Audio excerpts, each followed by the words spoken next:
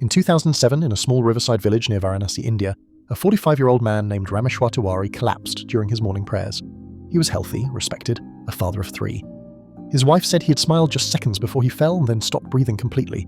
Neighbours rushed him to a local doctor, who checked for a pulse. Nothing. His pupils were fixed, skin pale, heartbeat gone. The death certificate was signed that same evening. Cardiac arrest. As tradition demanded, the cremation happened that night on the banks of the Ganges River. Villagers carried his body wrapped in white linen, chanting sacred verses as the flames began to rise. His wife Uma sobbed quietly, clutching their youngest son. Everyone watched as smoke drifted toward the dark river, until all that remained were ashes. The pyre cooled. Life moved on, but not for long. 3 days later, before dawn, a knock echoed at their door. Uma woke up, thinking she'd imagined it. Then it came again, louder. When she opened the door, her scream broke the silence. Rameshwar was standing there, barefoot, covered in soot and scars, his eyes glassy, his voice hoarse. "Why are you crying?" he asked softly. "I just came home." Her knees gave way. Neighbours rushed over, drawn by the noise, and froze in disbelief. He was alive, not a ghost, not a hallucination, breathing, trembling. His hands burnt, his skin blistered as if from heat. One of the men fainted on the spot. Another began chanting prayers. The entire village believed they were witnessing a resurrection. When he recovered, Rameshwar began to speak, slowly, with long pauses between breaths. He said that after collapsing, he could see his own body from above, like watching a dream. He tried to speak, but no sound came. Then everything went dark, until he saw a faint golden light and a voice calling him forward. He described walking through a tunnel that opened to a vast river surrounded by mist. On the other side, he saw hundreds of glowing figures, faces blurred, whispering his name. He felt peace, until one voice spoke louder than the rest.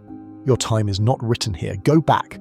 He resisted, but then, in his words, something pulled me backwards through the fog. The next thing he remembered was standing outside his own home, his skin burning, his heart pounding. Doctors couldn't explain it. His pulse was weak but steady. He had partial burns, similar to thermal exposure, yet his internal organs showed no damage. The hospital staff checked the cremation registry. His name was there. The priest confirmed he had performed every rite. Even fingerprints and birthmarks matched perfectly. There was no logical explanation. A government investigator arrived days later, suspecting mistaken identity or fraud. But everyone in the village, family, neighbours, even the local postman, confirmed it was truly Rameshwar. When photos from his cremation were compared to his living face, the resemblance was exact, right down to a scar above his eyebrow. News spread quickly. Local TV ran a short report titled "Man Returns from Cremation." But within a week, the footage disappeared from official archives. Reporters who tried to follow up said the case had been sealed due to religious sensitivity. Afterward, Rameshwar withdrew from the public life. He spent his days sitting by the Ganges, meditating in silence. When people asked what he saw, he would only smile and say, "There are more places than Earth and more lives than one." He told his eldest son quietly one night, "I was not brought back by medicine. I was sent back by mercy."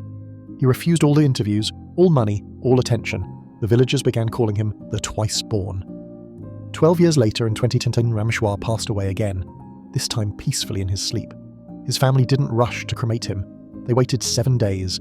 Some said they saw his chest rise once on the 3rd night. Others heard faint footsteps outside. On the 7th day, the body was taken to the same riverbank as before.